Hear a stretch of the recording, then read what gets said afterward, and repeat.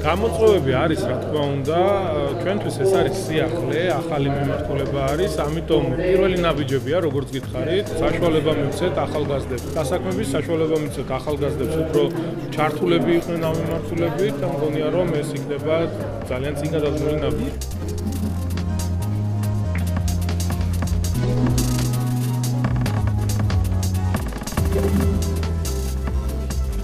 The nighttime economy is for every generation, and to have an offer that appeals to different people from different parts of the community is really, really important. You have to identify the priority of your policy.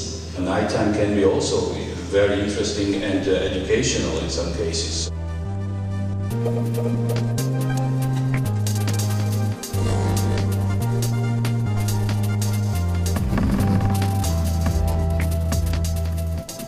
There's different definitions of nighttime economy, but in Vilnius we say anything that's happening from 7 in the evening to 7 o'clock in the morning. That's activity at night forms the nighttime economy, everything. I think nighttime economy means that there is opportunity within the night. As we know, and as we live through daytimes. But for years and years, people be also living at night. So that can be a painter that likes to draw at night. It can be a writer. It could be a student. It can be a creative that works at night. And I think especially the creatives find something else in the night.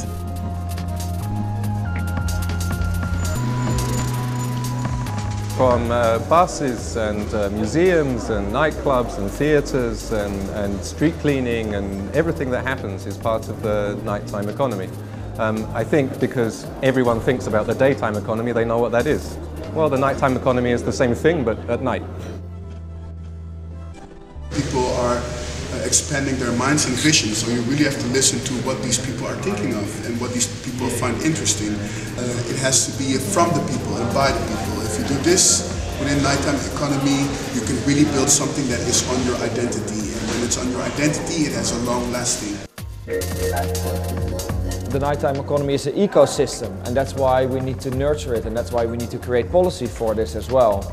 And what I think is a big asset is that the nighttime economy creates jobs for a lot of different groups, so also low wage jobs, taxi drivers, bar staff, and of course also the DJs, the VJs, the live musicians and the artists. It's really important. Cities around the world are alive 24 hours a day now, and what we know is the nighttime economy is growing faster than anything else. So it's a real chance to make money, create jobs, but above all else, to celebrate the city and bring the city to life. So what we're doing in the nightlife movement is getting those people together and trying to work out what is creativity, what makes a city amazing.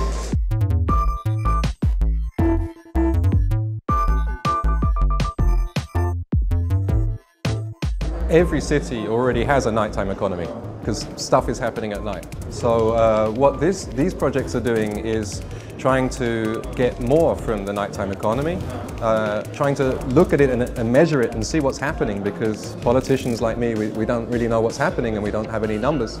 So we want to find out what's going on and how we can help and how we can grow culture, how we can provide social services and social interaction.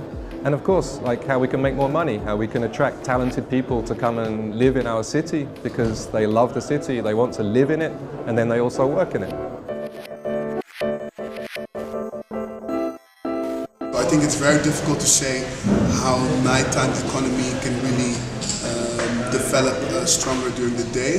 I think it's much more interesting to see how can the daytime economy be larger than just the daytime, and what are the open spaces. Thinking about youth also, like 16 to 20 years old. But also thinking about elderly people, like 40 to 80 years old.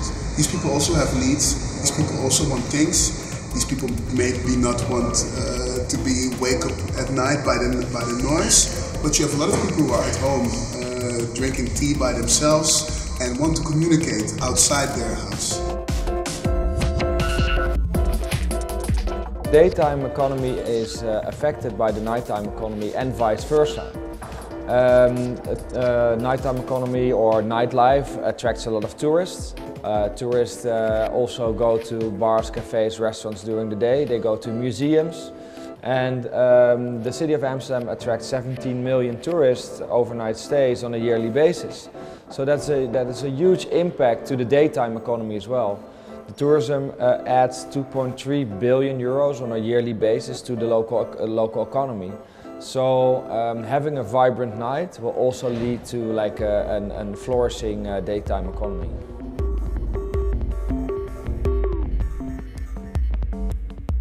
Keep your licensing laws simple. I think one of the worst things for small music venues is all of the red tape, and it is going to be harder and harder and harder to operate in the nighttime economy if you're spending all your time filling in pieces of paper. There are lots of difficulties. So there are, every nighttime economy situation has issues with crime and transport and drugs and things like that. I think it's really important for people working in the nighttime economy to focus on the positives, find 2 or 3 things they can change for the better, and then deliver on those.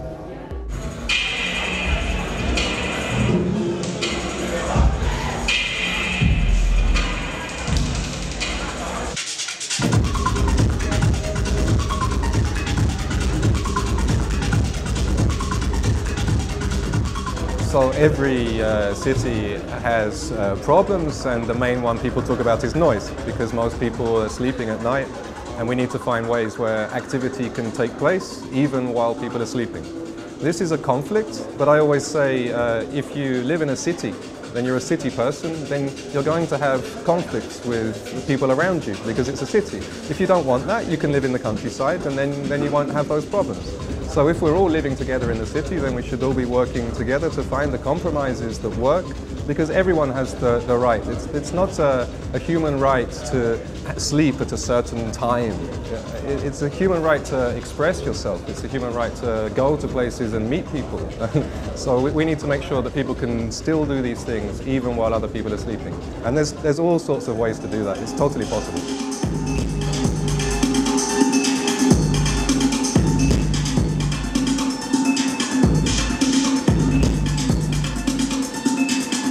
We in Amsterdam started a project on the Rembrandtplein, which is our most important entertainment district, and we managed to get down alcohol-related violence and reports of nuisance of any sort, public urination, antisocial behavior, people shouting on the street, taxi drivers that were making a lot of noise. We managed to get that down by 28%. So these are real numbers, but you can only achieve them by working together with the nightlife industry and City Hall. So bridging that gap between both sides and building a bridge of trust is really important in having a better nighttime economy. Of course, to organize your city better after dark, you need to have good regulations. But it's not necessary to have very strict regulations, because also really strict regulations make sure there's no room for creativity and there's no room for innovation. And you need to have a virtual feeding ground to develop new ideas and to develop new concepts. At night, a lot of young and creative people meet, and they are the ones that have unconventional ideas, but they're also the ones that shape your city for the future. So being very strict, I think it should be fair. So if you regulate a nightclub, you should also regulate a hotel. If you regulate an underground music venue, you should also regulate a bottle service or table service club. So creating a level playing field for all citizens and for all operators, hospitality operators, is really important. And let's be careful that we don't demonize certain groups and favor them over other groups. My name is Dimitri Hegemann, actually my nickname. You know, I grew up also in a small city, very small north village, 600-700 people, and I had big dreams how to change the world. The values of love and peace, I said, wow, this is worth to live for. It was we call it prison. It was this, with all these lockers and with all these gutters. It was a space that was sleeping for 45 years. It's really important to develop the musical scene, because music is what makes a city unique. And cities need stories. And you need stories to brand and to sell the city, if I can say it like this. But it's really about storytelling.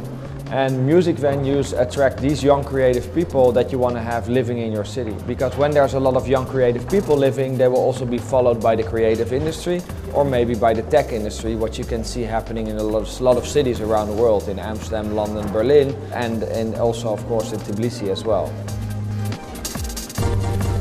And Tbilisi has a fantastic club scene, and we've heard from all the delegates from around the world at this forum that they're incredibly impressed by that music scene.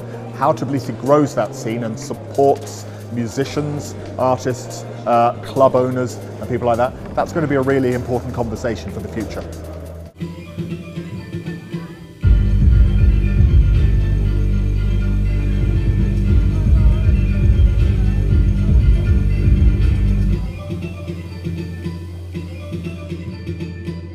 ხანდახან კერძო ორგანიზატორებისგან ძალიან სხვადასხვანაირი მიდგომა არის ევროპულ და ამერიკულ არტისტებთან და ქართულ არტისტებთან. ანუ ძალიან დიდი განსხვავება არის, რომ ევროპულ არტისტებისთვის ღირთ ბევრი ფულის გადახდა და ქართულ არტისტებისთვის აბსოლუტურ მინიმალურ ფასად აკვრევინებენ. ერთ მხრივ გასაგები არის, იმიტომ რომ სხვადასხვაგარეთიდან ცნობილი არტისტი რო ჩამოიყვანს, ახლა უფრო მეტ ფულს თხოვს, მაგრამ მეორე მხრივ რაღაცნაირი სისტემა ხო უნდა იყოს, რომელიც რაღაცა ან სუპორტს გაუკეთებს ლოკალურ მუსიკოსებს. მეორე უფრო შედარებით ძალიან პატარა არის, მაგრამ ძალიან დიდი ნაკლი არის მიდგომა ხმის ხარისხის, ანუ ხმის ენჯინირობის და ეს მთელი კულტურა.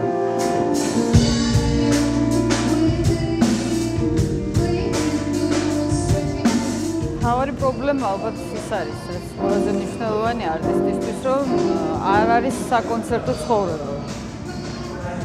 ფაქტიურად არ არსებობს. ძალიან იშვიათია კონცერტები.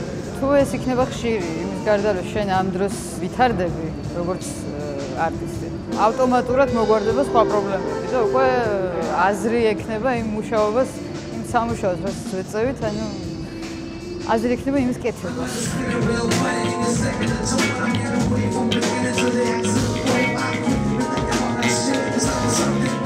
Live მუსიკისთვის არ არსებობს ვენიუები.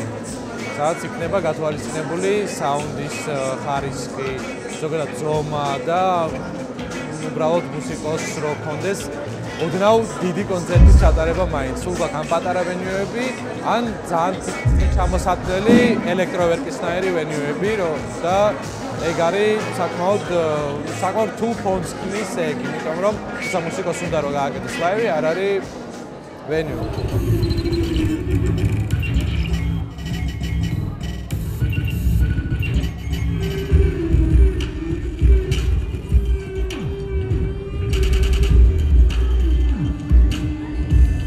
მე რასაც ხედავ ეს თავარ პრობლემას არის რაღაცა როგორ გიხარით რაღაცა დაშლილია ეს ყველაფერი და ეს სცენა არის შეკრული რა. მე მაგას ვხედავ გვერდიდან ესე რომ უყურებ. მე ბევრს არ უკრავ, ბევრს არ დავდივარ კლუბებში. გვერდიდან რასაც ვხედავ ეგ არის. ღამის ეკონომიკა ამასაც შეუწყობს ხელს და ბევრ სხვა რაღაცას შეუწყობს ხელს. ანუ ძალიან მნიშვნელოვანია იმ გამოცდილებით, რაც სოფლიოში არსებობს ამის, ხო?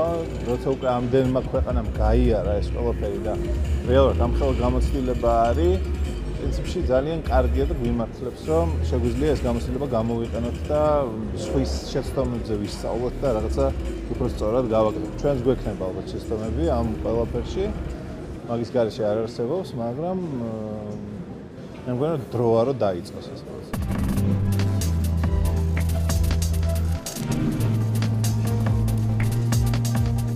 We understood that there was this development going on, of course, but we wanted to participate in this development. So we said, why can't we be part of, these buildings, we'll develop these buildings ourselves, and you can build your beautiful Manhattan around it. Always felt that focusing on this creative industry is going to widen the socio-economic gap.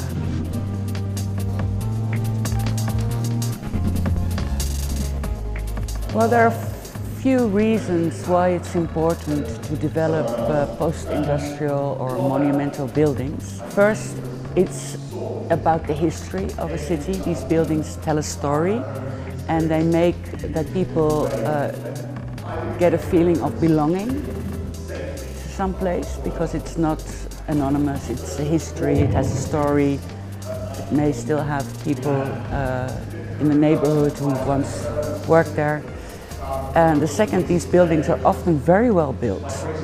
So architectural, very strong and interesting buildings which can adapt to flexible use. So it's in a way also sustainable, instead of tearing these buildings down, but giving them new functions. And they also provide good business and working opportunities for things or businesses or art forms that are not possible anywhere else in the city. There's also a big trend now in sustaining these buildings and not tearing them down. When the old, 20 years ago, there would be this tendency to tear all these old buildings down. Now they see and appreciate the possibilities and the potential of these areas and these buildings, especially for pioneers and people that like to experiment. So in these forgotten places, especially the nighttime activities, and it creates an economy there where there was no economy existing anymore, and also gives identity to an area which people find attractive. People want to belong to this group or this lifestyle or subculture. You see that the group of people that move into these buildings, they really have fun, they have a feeling of belonging, they're creating social value, and you see that these values have a direct effect on the underlying values like the land price, the legal values, etc. So, and the economic values. So there's a lot of interesting new planning instruments you can come up with and learn from this unplanned, spontaneous development movement going into these buildings, these club scenes and experimental businesses. Very interesting, yeah. To design cities in another way, use other instruments, add them to it. Yeah.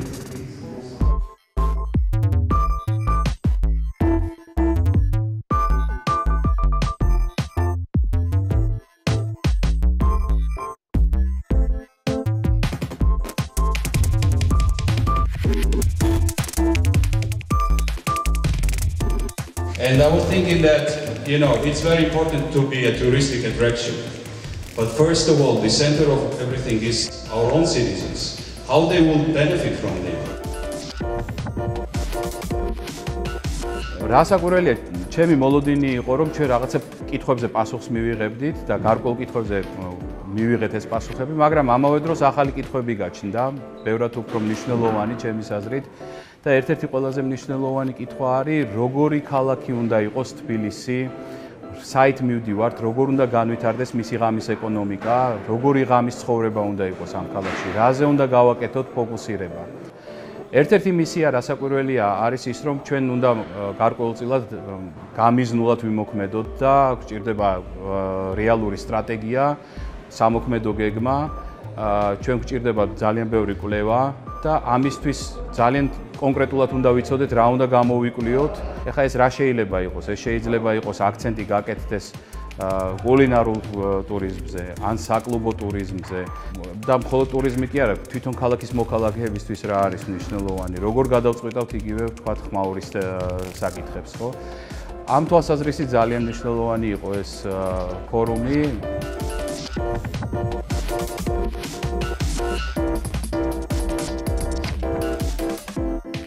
ძალიან დიდი იმედი მაქვს, რომ ჩვენ კიდევ ერთი